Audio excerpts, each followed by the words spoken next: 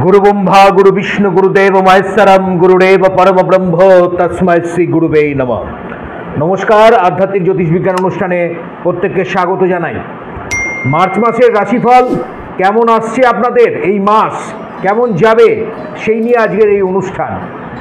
প্রথমেই আমি গোচর নিয়ে কথা বলছি, অর্থাৎ ট্রানজিট গ্রহের অবস্থান কেমন থাকছে। দেখুন, মার্চ মাস এই সময় যখন 1 তারিখ থেকে আমরা দেখছি পুরো মাস জুড়েই কিন্তু মেজর কিছু প্ল্যানেটের পজিশন একই থাকছে, যার মধ্যে বৃহস্পতি সে কিন্তু মেষ রাশির ঘরেই অবস্থান করছে, শনি সে কিন্তু নিজের ঘর অর্থাৎ কুম্ভ রাশির ঘরেই থাকছে, রাহু মীন রাশির ঘরে এবং কেতু তার সপ্তমে অর্থাৎ কন্যা রাশির ঘরেই কিন্তু অবস্থান করছে। চন্দ্র সোয়া 2 দিন অন্তর তার ঘর পরিবর্তন করে।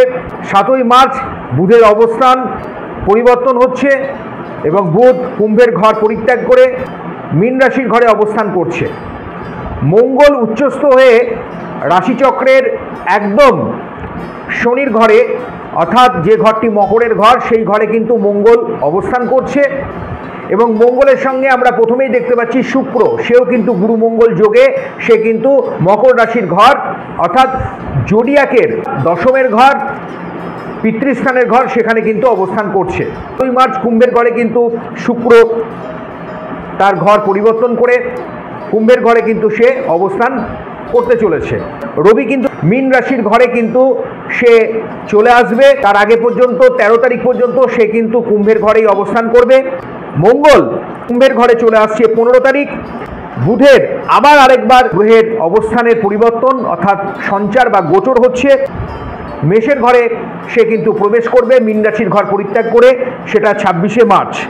আর 31শে মার্চ আবার আমরা দেখব শুক্রের তার ঘর পরিবর্তন হবে এবং সে চলে আসছে, শুক্র এন্ট্রি করবে কুম্ভের ঘর পরিত্যাগ করে মীন রাশির ঘরে অবস্থান করবে। এই মাসে বিভিন্ন গ্রহের কোথায় কিভাবে তার সন্নিবেশ হচ্ছে, কি তার প্রভাব পড়ছে আপনার জীবনে, আপনার রাশিচক্রে, আপনার ন্যাটাল চার্টের উপরে। অনুষ্ঠান যদি ভালো লাগে পুরো অনুষ্ঠানটা আপনি দেখবেন শেষ পর্যন্ত। আমি লাস্টে কিছু প্রতিকারের কথা বলবো।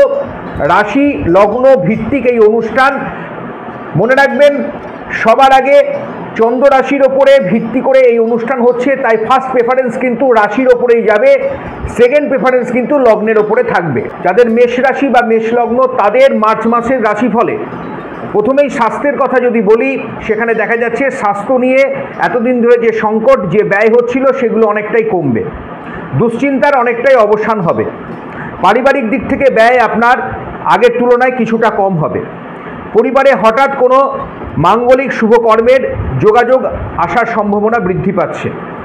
চলে আসছি যারা শিক্ষার্থী বা বিদ্যার্থী আছেন তাদের কেরিয়ারের জায়গা কেমন থাকবে। শিক্ষার মান অনেকটাই ভালো হবে।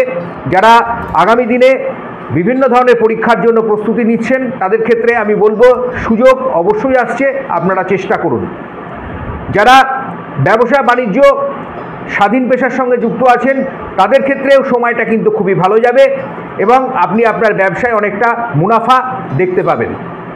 তবে বকেয়া টাকা আদায়ের ক্ষেত্রে, কোনো ঋণের ক্ষেত্রে কিছুটা জড়িয়ে যাওয়া বা কোনো বচসা হওয়া, কোনো বিবাদ বা সেখান থেকে কোনো আইনি জটিলতা আসার সম্ভাবনা আছে, সেগুলোকে যতটা পারবেন এড়িয়ে যাওয়ার চেষ্টা করবেন।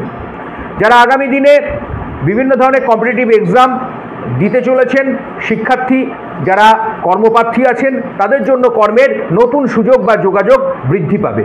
অলরেডি যারা কোনো কাজে আছেন অস্থায়ীভাবে তাদেরও কোনো না কোনো সুযোগ, ভালো সুসংবাদ আসার সম্ভাবনা তৈরি হচ্ছে। এবার আসছি আপনার গৃহ পরিবেশের স্থান কেমন আছে, আত্মীয় পরিজন এবং আপনার সাংসারিক জীবন বা দাম্পত্য জীবন কেমন থাকবে। সাংসারিক বা দাম্পত্য জীবনে কলহ অনেকটাই কমবে, পরিবারের মধ্যে একে অপরের মধ্যে বন্ডিং অনেকটাই বৃদ্ধি পাবে।